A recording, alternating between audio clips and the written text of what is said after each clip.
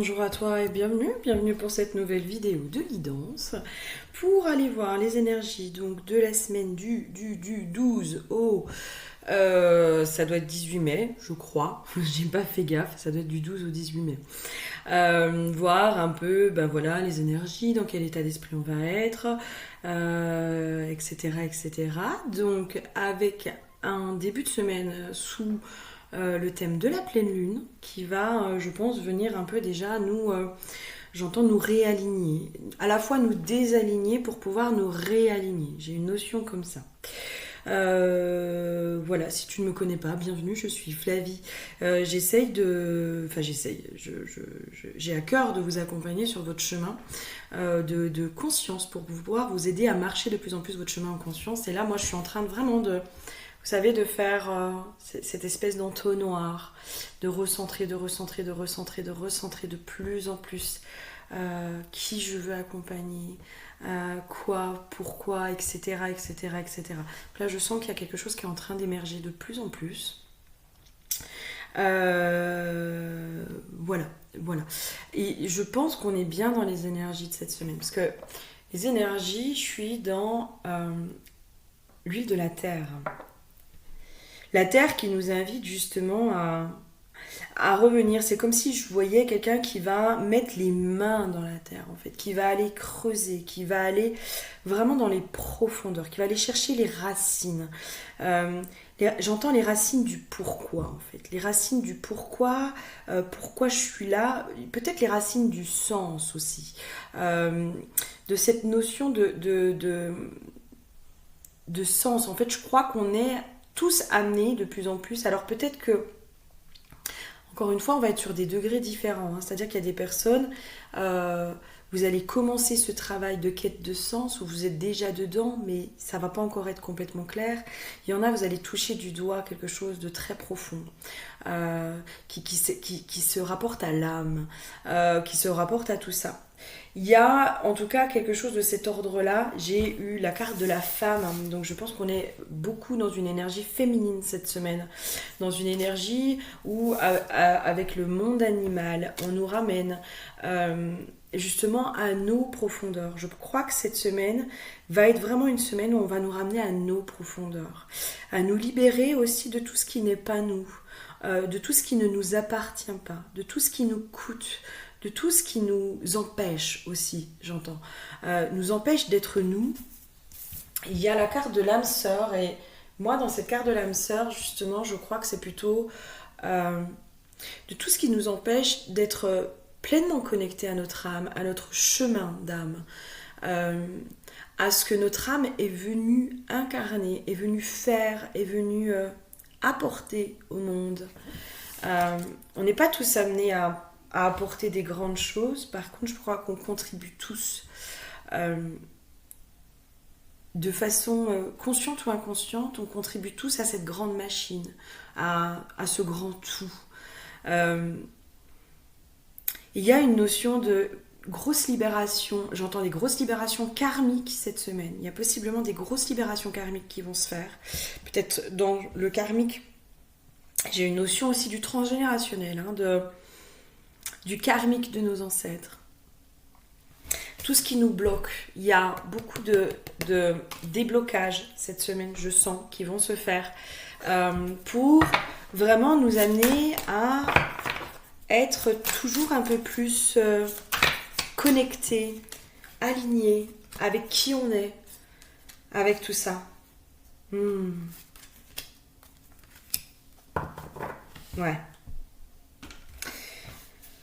J'ai détermination, motivation, le feu intérieur. Et en effet, je crois que cette semaine, il y a une notion de l'appel de l'âme. C'est comme si cette semaine, j'ai une notion de, vous savez, l'âme qui tape du pied, quoi. Il y a une notion comme ça, l'âme qui tape du pied cette semaine, qui dit là maintenant, c'est stop. Là, faut y aller, les gars. Là, faut qu'on y aille. Là, faut qu'on plonge, en fait. Il y a cette notion-là aussi, plonger pleinement dans... pas dans nos peurs, mais justement dans ce à quoi on aspire. J'ai la notion de la liberté. Moi, c'est quelque chose que je suis en train de travailler en ce moment, cette notion de liberté qui à laquelle j'aspire profondément, mais qui aussi me fait peur. Et ben là, je crois qu'il y a cette notion de plonge en fait dans ce qui te rend libre, dans ce qui te fait te sentir libre. Plonge dans cette notion de liberté, dans cette sensation de liberté, dans ce ressenti de liberté. Ressens cette liberté à l'intérieur de toi. Et, euh, et vraiment dans les prises de conscience que j'ai moi de plus en plus, c'est qu'en fait la liberté, euh, c'est un état d'être. J'ai vraiment cette notion-là, en fait. Quand on n'est pas libre, on n'est pas libre à cause de nos pensées. Beaucoup, beaucoup à cause de nos pensées. Et en fait, c'est beaucoup nos croyances et nos pensées qui nous emprisonnent, qui nous empêchent aussi d'être libres. Nos peurs, nos loyautés, nos croyances, toutes ces choses-là qui nous empêchent de plonger pleinement dans cet état de liberté, et en même temps je sens cette grande peur de oui, mais si je suis libre, euh, libre de toute attache, ça me fait extrêmement peur d'être libre de toute attache. Et là je sens qu'on va aller toucher quelque chose de cet ordre-là en fait cette semaine. On va peut-être prendre conscience à quel point notre liberté nous fait peur. C'est-à-dire que c'est quelque chose pour laquelle on est prêt à se battre, mais est-ce qu'on est prêt à se battre jusqu'au bout? Est-ce qu'on est prêt à, à y plonger pleinement dans cette histoire de liberté? Et qu'est-ce qui nous freine? Qu'est-ce qui nous empêche d'être libre? Qu'est-ce qui nous fait peur dans cette liberté? Je sens que il y a cette notion-là qui va beaucoup, beaucoup, beaucoup remonter cette semaine. Et du coup, ben, j'entends libération aussi. C'est comme si cette semaine, on allait aussi libérer, comprendre pourquoi on s'emprisonne nous-mêmes. Je ne sais pas pourquoi, on me montre comme quelqu'un, en fait, si vous voulez, qui est fumeur. On me montre l'histoire de la cigarette, en fait. Comme quoi, la cigarette, on devient prisonnier hein, quand on est addict à la cigarette, quand on a des addictions, quand on a des dépendances. Je crois qu'on monte la cigarette, mais en fait, je crois qu'on me parle de la dépendance. Ça peut être la dépendance affective, ça peut être la dépendance à l'argent, ça peut être la dépendance à n'importe quoi. Eh ben, on est prisonnier de notre dépendance. Et c'est comme si on me montrait, c'est le prisme, c'est le regard que l'on porte sur la dépendance, et c'est le pouvoir que l'on donne à cette dépendance. Et tout le travail vient, je pense, de cette prise de hauteur. Peut-être que justement, cette semaine va être mise en lumière les dépendances qui nous empêchent d'être pleinement libres en fait. Et c'est comme si on montrait aussi se réconcilier avec la notion de dépendance. C'est-à-dire que la dépendance, on me montre comme si on était toujours en lutte avec la dépendance, contre la dépendance. C'est pas on est en lutte avec, on est en lutte contre la dépendance. Et c'est comme si on me montrait, mais en fait, tant que tu es contre, tu peux pas aussi voir. J'entends, tu ne peux pas en faire une alliée. Je suis convaincue, et ça je l'expérimente chaque jour un peu plus, que les choses que l'on vit, ce n'est pas noir ou ce n'est pas blanc, ce n'est pas tout noir ou tout blanc, c'est toujours ce que l'on en fait en fait. C'est toujours ce que l'on en fait, et peut-être que la dépendance, je vous donne l'histoire de la cigarette de nouveau, où on va être à la fois en combat. Moi, la cigarette, ça a été souvent longtemps ma meilleure amie toxique en fait, celle qui était là, la béquille, et en même temps sur laquelle je peux pas me séparer d'elle. Je peux pas me séparer. Elle avait un contrôle sur moi. Moi, je ne contrôlais pas en fait finalement. C'est elle qui avait un contrôle sur moi. Et c'est là où je vous parle de la réconciliation en fait. C'est comprendre aussi le message derrière la dépendance. Parce que finalement, la dépendance n'est qu'une messagère. La peur n'est qu'une messagère. Et c'est là en fait où je pense que cette semaine, on va être amené à comprendre les messages derrière les choses. Derrière les peurs, derrière les manques, derrière tout ça. On est invité chaque jour à comprendre un peu plus les choses. Après, j'ai eu la carte plaisir bien-être, l'éveil des sens. Et en effet, c'est comme si on me montrait l'histoire de la dépendance. C'est parce que aussi des fois on lutte contre cette dépendance qu'on se fait des fois encore plus de mal. Encore une fois, et ça je n'aurai de cesse de le répéter parce que moi ça fait partie des clés de libération euh, que j'utilise pour moi, c'est le pouvoir de l'acceptation. C'est accepter aussi. Ben ouais, en fait, je suis dépendante à ça. Ouais, en fait, je ressens ce manque-là. Ça, je sais pas comment faire aujourd'hui. Mais c'est ressentir. Accepter de ressentir ça. Accepter d'arrêter de lutter contre ça. On me parle aussi de la victime, par exemple. On peut... parce que là, j'ai l'impression que ça va être très très large. Ça peut être très large. Ça peut être aussi être dans ce rôle de victime. Ressentir pleinement ce rôle de victime. Se dire, bah oui, en effet, je suis dans la victimisation. Je me victimise sur beaucoup de choses, etc. etc. C'est accepter, ressentir, accepter. Pour, justement, où je suis dans la sauveuse, où je suis dans ci, où je suis dans ça. Et juste être ça, là, dans cet instant-là, de, ok, là, je reconnais, en fait, je suis dans ma victime. Je suis dans la victimisation.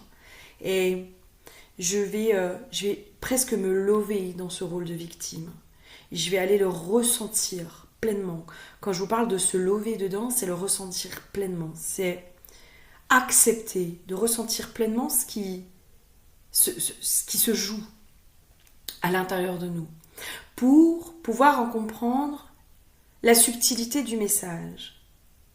Parce que la victime, peut-être qu'il y a une part de nous, justement, qui a besoin d'être reconnue en tant que victime. Ou peut-être qu'il y a cette victime qui se met parce que je suis mon propre bourreau.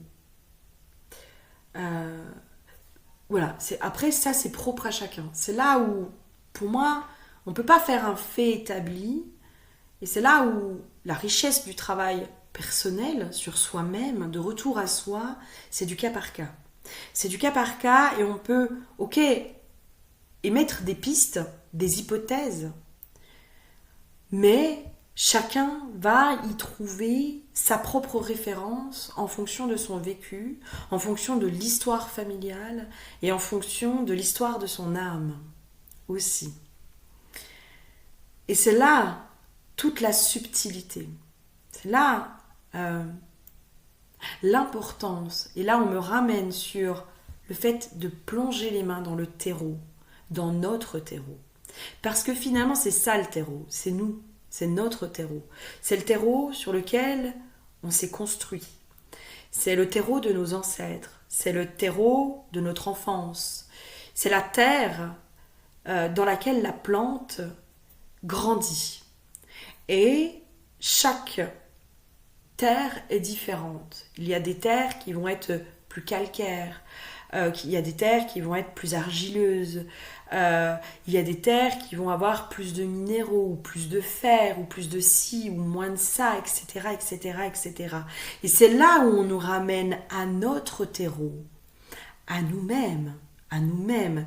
C'est-à-dire que le terreau sur lequel on s'est construit, nous, en tant que plante, peut-être qu'on aurait eu besoin de plus de calcium et de moins de fer, et que finalement on a eu plus de fer et moins de calcium. Mais mon autre sœur plante à côté de moi, elle est construite dans la même terre, mais elle n'est pas la même plante. Et elle a eu plus, je sais pas moi, de zinc, et en fait elle aurait dû avoir moins de zinc. On nous ramène à nos besoins qui sont propres, à nous-mêmes. Je pense que c'est une semaine qui nous ramène profondément à nous-mêmes et à qui on est, à notre terreau, notre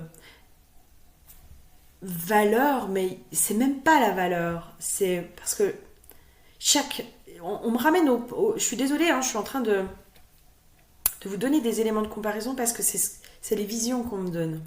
Chaque fleur a la même valeur. C'est-à-dire que chaque fleur va avoir sa spécificité. C'est comme si on me montrait, il y a une fleur, elle va être douée pour soigner certaines allergies. Il y a une autre fleur, elle va être douée pour les crises d'urticaire. Il y a une autre fleur, elle va être douée pour les problèmes de régulation intérieure, etc., etc., etc. Mais chaque plante a la même valeur. Chaque plante est importante, en fait, finalement, dans le grand tout. Et c'est là en fait où on va reprendre notre spécificité, notre place, notre terreau, etc., etc., etc. Je ne sais pas si je suis claire dans ce que je vous dis. Je suis désolée, hein, je pense que je suis claire dans mes explications. Et voyez comment ça fait écho chez vous en fait. Voyez comment ça vient faire une répercussion à l'intérieur de vous. Je crois que des fois, il est bien de se référer à la nature, qui vient nous enseigner aussi des choses. Et c'est là où on vous dit maintenant, il faut que tu ailles voir ton terreau, en fait. Ton terreau de... Et c'est là où on te dit, c'est toi qui as la liberté de changer ton terreau. C'est-à-dire que peut-être, toi, dans qui tu es, dans tes besoins, peut-être que tu as besoin de... peut-être de plus d'affection aujourd'hui. Et qu'aujourd'hui, peut-être que c'est ce qui te manque. Eh ben, peut-être qu'il faut que tu apprennes à ralentir pour t'apporter cette affection. Peut-être qu'aujourd'hui, tu as besoin de plus de calme dans ta vie. Eh bien, ça, c'est toi qui peux te l'apporter, ce calme. Une des compréhensions que j'ai eues, vous verrez comment elle vient vous parler, c'est que la liberté, en fait, peut nous faire peur parce que la liberté nous rend responsables. Et moi, j'avais vraiment fait cette association dans cette notion de la victime, le fait de continuer à se victimiser. La victime, en fait, elle va toujours accuser quelque chose. Elle va accuser un système sociétal, familial, peu importe le système, mais elle va toujours accuser un système ou quelque chose. Elle va accuser son mari, ses enfants, ses parents, ses frères et sœurs. Elle va toujours être dans l'accusation d'eux, en disant c'est pas de ma faute, c'est à cause de lui que je ne peux pas aller bien. Parce que si moi je vais bien, par loyauté, j'en sais rien, je prends l'exemple du mari, mon mari n'a pas envie d'aller bien, donc moi, je peux pas faire un travail sur moi-même, parce que si je le fais, ce travail sur moi-même, je prendrai des décisions qui iraient peut-être à l'encontre du couple ou de la famille, donc du coup, c'est de sa faute. Sortir, être responsable, être souverain, c'est être courageux. C'est être courageux, c'est prendre des décisions, c'est être dans la décision. Et être libre, c'est être responsable. C'est justement sortir de cette notion de victimisation en se disant c'est pas de ma faute. Il y a vraiment quelque chose de cet ordre-là qui se dessine. C'est-à-dire que si demain je suis libre, je prends l'entière responsabilité de ma vie, de mes choix, de tout ça. Et je ne peux plus accuser quelqu'un d'autre de mes malheurs, c'est-à-dire que je me rends moi-même responsable de mes propres malheurs, de mes choix ou de mes non-choix. Et c'est ça aussi, être libre, c'est être responsable. C'est ça aussi la liberté. Et c'est ce qui fait que des fois, on peut avoir de la difficulté et avoir peur. Parce que si je suis libre, je deviens pleinement responsable. Je n'ai plus personne à blâmer, ni l'univers, ni les guides, ni mon âme, ni mes ancêtres, ni quoi que ce soit. Je prends la pleine et entière responsabilité de mes choix, de mes actions, de qui je suis, de ce que je fais, de ce que je dis, de comment je le dis, etc., etc., etc., etc. Et là, il y a vraiment une grosse prise de conscience sur, j'entends, es-tu prête à vraiment être libre? Et c'est là aussi où on vous ramène à peut-être le triangle de Karpman, les propres limitations. Et c'est là où on se dit, bah c'est ok en fait finalement, peut-être que je vais accepter ces propres limitations, ces propres barrières que je me mets à l'intérieur de moi. Parce qu'aujourd'hui, je suis peut-être pas complètement prête à être pleinement libre. Et ça, c'est ok. Je suis peut-être pas prête à être pleinement responsable. Parce qu'en effet, il y a une part de moi, elle a un peu flippé là-dessus. Et c'est ok. Et c'est là aussi où il y a une profonde réconciliation avec soi, avec son terreau. Parce que peut-être qu'on ne nous a pas appris à être pleinement responsable. Parce qu'on est dans un système qui est fait comme ça, qui ne nous a pas appris à être pleinement responsable. Et c'est là aussi tout le processus de réapprentissage, de réappropriation de soi, de qui on est, de son terreau. Et de se dire, ok, mon terreau, il manque de zinc, ben je vais aller chercher du zinc et je vais remettre du zinc parce que moi j'ai besoin de zinc pour grandir. Il manque de maturité, ben je vais aller chercher la maturité parce que j'en ai besoin. J'ai besoin de ça. Et vraiment, il y a une semaine qui nous pousse aussi encore une fois à faire des choix, qui nous pousse à se dire, je suis responsable de mes choix, de mes actes, de ci, de ça. Et si je décide d'accuser l'autre, je prends la responsabilité aussi de l'accusation. Ouais, il y a eu un truc de ce genre-là. Et là, j'ai la carte honnêteté, acceptation, le miroir de l'âme. Peut-être que notre âme aussi est venue jouer le rôle de victime. Peut-être. Peut-être aussi. C'est tout à fait possible. Pourquoi pas? Et pourquoi pas, hein? Pourquoi notre âme ne serait pas venue jouer le statut de victime? La destinée. Il y a une espèce de réorientation qui est faite quand même cette semaine, j'ai l'impression. Il y a plus de clarté qui est faite cette semaine.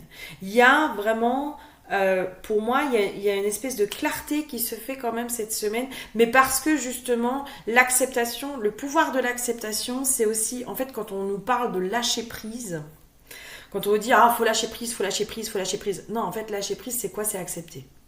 C'est accepter qu'on n'a pas le contrôle et qu'on ne peut pas modifier la situation. C'est accepter qu'il y a des choses qu'on ne peut pas aujourd'hui, à l'instant T, modifier. C'est l'acceptation de... C'est l'état d'être, en fait, l'acceptation de l'état d'être dans lequel on est aujourd'hui, de ce qui se passe. D'arrêter de résister. D'arrêter de se dire non mais je veux pas ça, nanana, nanana. Non, en fait, stop, ok, tu le veux pas, on le sait. Ça, on a compris. Par contre, c'est va voir pourquoi tu vis ça. Pourquoi tu vis ça? C'est quoi l'enseignement derrière ce que tu vis? C'est quoi le message derrière ce que tu vis? Remets de la clarté. C'est quoi cette peut-être mémoire, croyance? C'est quoi le terreau? C'est quoi l'élément de ton terreau qui fait qu'aujourd'hui tu vis ça? C'est quoi? Et c'est là où il va falloir aller faire ce petit travail minutieux d'aller en fait j'ai eu trop de calcium. Et moi, c'est compliqué pour moi le calcium. C'est pas bon pour moi le calcium. Ok. Je contrebalance avec autre chose. Etc. etc. Et il y a vraiment il y a de la clarté cette semaine. Il y a une grosse... Pour moi, il y a vraiment une semaine où on est dans la clarté. Cette semaine, elle nous amène des prises de décision aussi, j'entends, pour certains. Elle nous amène de la clarté, de la prise de décision. Il y a une notion aussi de revenir au cœur de nous-mêmes, de qui on est, de notre âme, de ce qui nous porte, de ce qui nous tient à cœur, justement. On revient au cœur, à l'essentiel, toujours un peu plus, à l'essentiel, à ce qui nous fait du bien, à ce qui nous nourrit, à ce pourquoi on est là. Et on n'est pas tous là pour la même raison. On n'est pas tous là pour la même raison. Certains sont là pour se créer du karma. Pour se créer du karma de merde.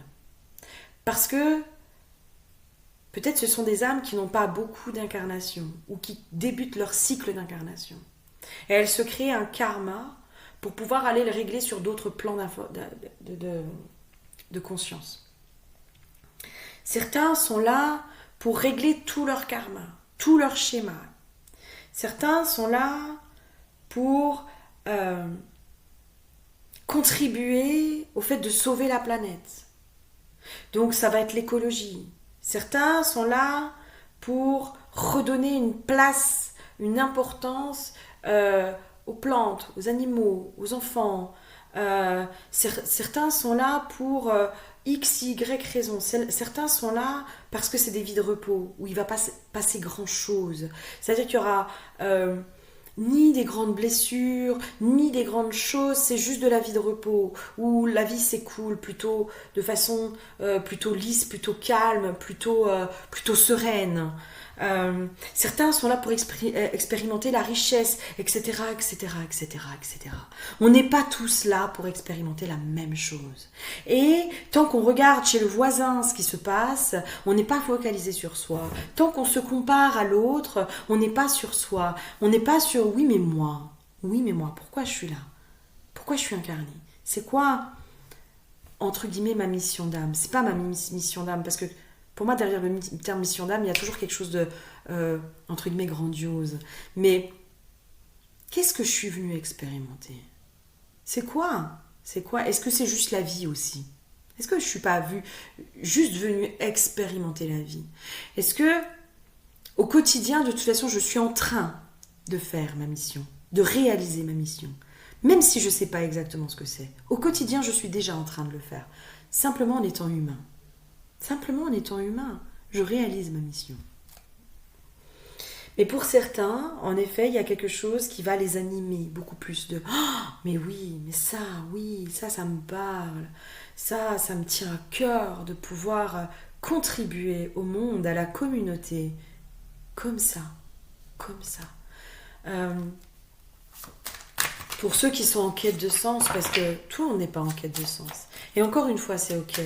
Et c'est là, il y a une notion de la comparaison cette semaine. Je sens que c'est comme si on nous disait arrête de te comparer. Arrête de te comparer aux autres et vis pour toi. Vis à travers toi. Aime-toi, l'amour durable. Vis pour toi et vis à travers toi.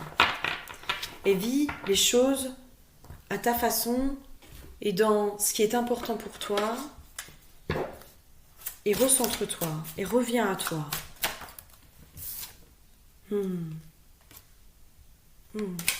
Carte de l'éternité.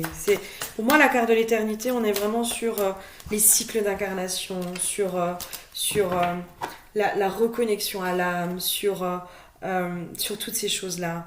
Là, j'ai le saut, l'eau. Il y a vraiment, pour moi, il y a une guidance de l'âme cette semaine qui se fait beaucoup. C'est comme si l'âme pouvait enfin revenir un peu plus, s'incarner aussi, pour dire, ok, là, ça y est, là, on touche au cœur. On touche au cœur de pourquoi je suis là. On est en train de toucher au cœur de pourquoi. Pourquoi je me suis. Pourquoi je t'ai choisi toi, cher personnage, pour m'incarner. Pourquoi je t'ai choisi toi pour incarner ce que je suis venue faire, ce que je suis prête à faire. C'est très profond.